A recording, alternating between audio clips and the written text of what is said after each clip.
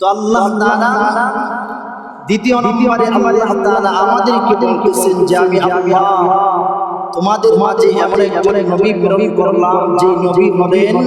গোটা পৃথিবীর জন্য রহমত। সুবহানাল্লাহ। আল্লাহ বলেন ওয়া মা আরসালনাকা ইল্লা রাহমাতান লিল আলামিন। এই আয়াতে কারিমাটা আমার আল্লাহ নাযিল করি গোটা পৃথিবীর সমস্ত ঈমানওয়ালাদেরকে আমার আল্লাহ ডেকে বলেন পৃথিবীর সমস্ত মানুষরা শোনো, আমি আল্লাহ তোমাদের মাঝে যেই নবীকে দুনিয়াতে প্রেরণ করলাম এই নবী সাধারণ পয়গম্বর নয়, এই নবী হলো গোটা পৃথিবীর সমস্ত মানুষের জন্য রহমত। সুবহানাল্লাহ। রব্বে কারীম আয়াতে কারীমা তেলাওয়াত করে আমাদের মাঝে শোয়া দিয়েছেন নবী হলেন পৃথিবীর সমস্ত পয়গম্বরদের পয়গম্বর, আমাদের জন্য নবী রহমত। আল্লাহর নবী শুধু মুমিনের জন্য রহমত তাই নয়, নবীকে আল্লাহ মুমিনের জন্য রহমত বানাইছেন। পৃথিবীর সমস্ত কাফির বেঈমান যাকে চলে সমস্ত কাফির বেঈমানদের জন্য নবী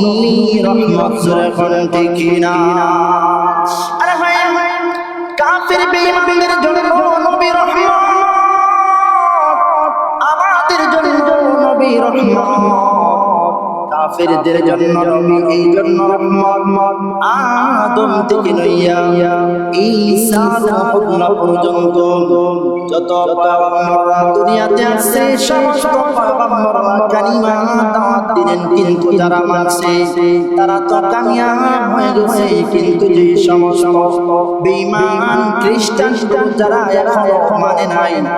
ওই সমস্ত বেঈমান মুমিনদেরকে আমার আল্লাহ সমানে ধ্বংস করে দিয়েছেন। ঠিক না? কিন্তু আল্লাহ তাআলা আমাদেরকে জানিয়ে দিলেন তোমাদের নবী কাফির বেঈমানদের জন্য এই জন্য রহমত, কারণ নবী দুনিয়া থেকে বিদায় হওয়ার পরেও এখনো পর্যন্ত কাফির বেঈমানরা সমাজের মধ্যে আমাদের চাইতে কাফির বেঈমানরা আরামে বসবাস করে। জোরে বলেন ঠিক না? এই জন্য আল্লাহ তাআলা জানায়া দিয়েছেন কাফির বেঈমানগুলোর জন্য আমাদের নবী রহমত, আমাদের জন্য মুমিনের জন্য কেমন ভাবে রহমত।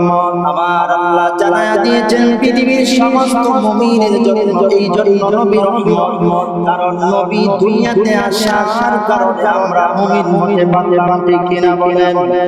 নবী দুনিয়াতে আসার কারণে ইসলাম পাইলাম, নবী দুনিয়াতে আসার কারণে জাহান্নামের আলোচনা শুনতে পারলাম, জাহান্নামের বিষয়ে আমরা জ্ঞান রাখতে পারলাম। নবী দুনিয়াতে আসার কারণে আমরা জান্নাতে প্রবেশ করব। যেই নবীর জন্য আমরা জান্নাতে যাইতে পারব, বলেন তো দেখি সেই নবীর জন্য গোটা পৃথিবীর সমস্ত ঈমানওয়ালা যেই নবীর জন্য জান্নাতে ঢুকবে সেই নবীর উম্মত আমরা, সেই নবী আমাদের জন্য রহমত। জোরে বলেন ঠিক না? নবী দুনিয়াতে আসার কারণে আমরা মুসলমান জান্নাতে ঢুকতে পারবো, এই জন্য নবী আমাদের জন্য রহমত। এবার আসুন যেই নবীকে আল্লাহ রহমত হিসাবে দুনিয়াতে প্রেরণ করেছে সেই নবীর মহব্বত ভালোবাসা আমাদের দরকার আছে কিনা? কেন ভালোবাসবো? কেন ভালোবাসবো? এই জন্য ভালোবাসবো কারণ আমাদের নবী এমন একজন নবী যেই নবী অন্য পয়গম্বররা উম্মতের জন্য কান্না করছে, আল্লাহর কাছে দোয়া করছে। এই আয়াত নবীর সামনে হাজির হয়েছে, সাথে সাথে আমাদের নবী আমাদের জন্য কান্না শুরু করে দিয়েছে। সুবহানাল্লাহ। আল্লাহ বলে ইব্রাহিম পয়গম্বর ওনার উম্মতের জন্য এমন ভাবে কান্না করতেছে, কেমন ভাবে আল্লাহ আয়াতে কারিমা নাযিল করে জানায়া দিয়েছেন। নবী তেলাওয়াত করতেছে, নবী বলেন রব্বি ইন্নাহুন্না আওয়ালান্না কাসীরাম মিনান নাস فمن تبعني فإنه مني ومن عصاني فإنك غفور رحيم رب كريم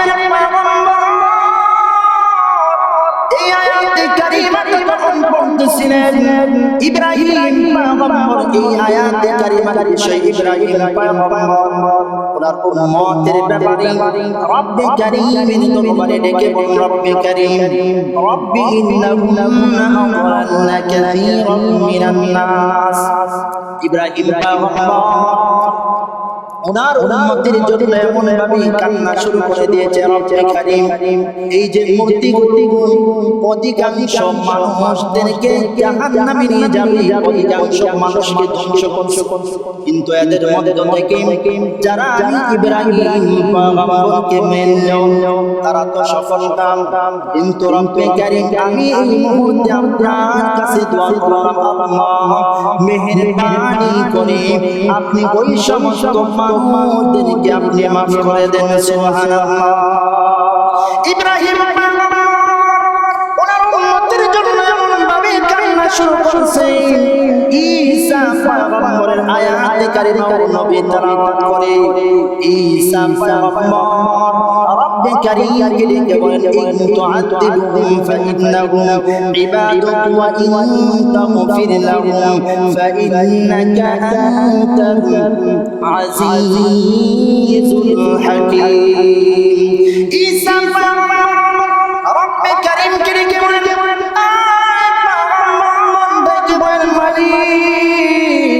এই যে মানুষগুলোকে আপনি জাহান্নামে জ্বালাবেন জাহান্নামে জ্বালালে আপনার কোনো লাভ হবে না এদেরকে যদি আপনি মাফ করে দেন তাহলে তো আপনার কোনো লস হবে না মুহূর্তের ভিতরে ঈসা পয়গম্বর রব্বে কারীম কে ডেকে বলেন রব্বে কারীম মেহেরবানি করে আপনি আমার উম্মতদেরকে মাফ করে দেন সুবহানাল্লাহ দুই নবীর আয়াতটা যখন নবী তেলাওয়াত করছে সাথে সাথে আমাদের নবীও মুহূর্তের জন্য দেরি করে নাই মুহূর্তের ভিতরে নবী আমার চোখের পানিগুলো ছেড়ে ছেড়ে দিয়ে কান্না শুরু করে দিয়েছে আমার নবী এমন ভাবে কান্না শুরু করে দিয়েছে জিবরাইলকে আমার আল্লাহ পাঠায়া দিয়েছেন জিবরাইল মুহূর্তের ভিতরে নবীকে ডেকে বলেন নবী আমার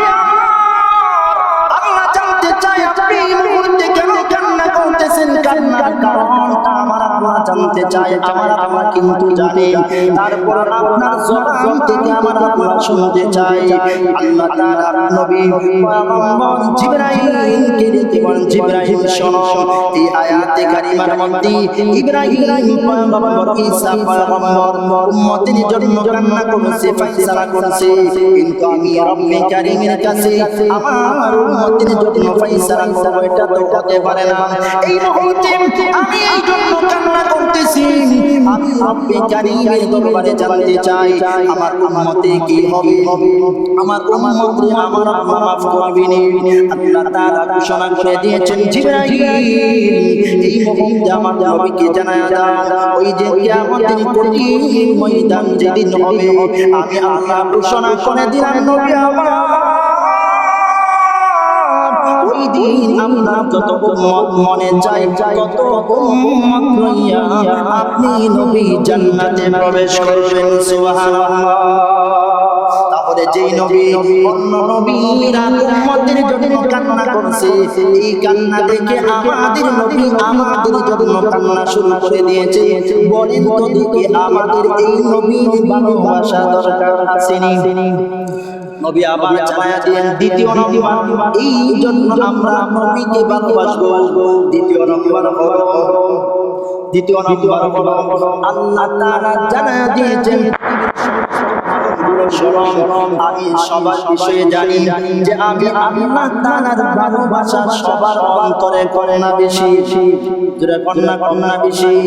2-3 মিনিটের ভিতরে আমি বুঝিয়ে নেব আল্লাহ তাআলা জানায়া দিয়েছেন ওয়াল্লাযীনা আমানু আশাদ্দু হুব্বান লিল্লাহ আমার আল্লাহ জানায়া দিয়েছেন যারা মুমিন তাদের অন্তরে আমি আল্লাহর ভালোবাসা অনেক বেশি এই জন্য আমি আল্লাহ ঘোষণা করে দিলাম পৃথিবীর সমস্ত বান্দাদেরকে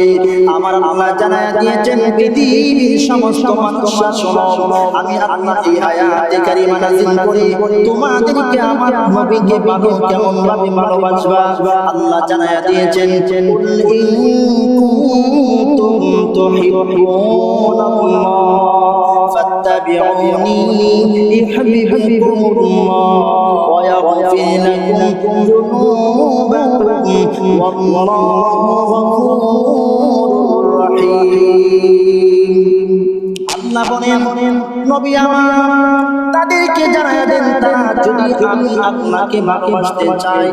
তারা যেন আপনার নবীকে ভালোবাসে নবীকে যারা ভালোবাসবে আল্লাহ বলেন এক নাম্বার আমি আল্লাহ তাদেরকে ভালোবাসবো সুবহানাল্লাহ দ্বিতীয় নাম্বার নবীকে যারা ভালোবাসবে আমি আল্লাহ তাদের জিন্দেগীর গুনাহ করে দেব সুবহানাল্লাহ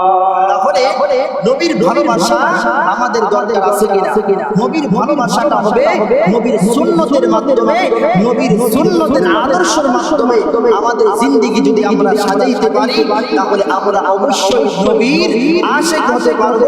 নবীর ভালোবাসা হিসাবে আমরা প্রমাণ করতে পারবো যে আমরা নবীকে ভালোবাসি এইজন্য আল্লাহর নবী বলেন নবীর ভালোবাসাটা হলো ঈমান নবী বলেন যারা নবীকে ভালোবাসবে তারা ঈমান তাদের ঈমান আছে আর যারা নবীকে সবচেয়ে বেশি না ভালোবাসবে তাদের ঈমান দুর্বল তারা খাঁটি মুমিন হতে পারবে না এইজন্য আমাদের নামাজ আমাদের নবীর সুন্নাতগুলো আমাদের দরকার আছে কিনা আল্লাহ পাক আমাদের সবাইকে নবীর ভালোবাসা নিয়ে নবীর সুন্নাতের উপরে আমল করার তৌফিক দান করুন সকলে বলেন আমিন ওয়া আলহামদুলিল্লাহি রাব্বিল আলামিন আসসালামু আলাইকুম ওয়া রাহমাতুল্লাহ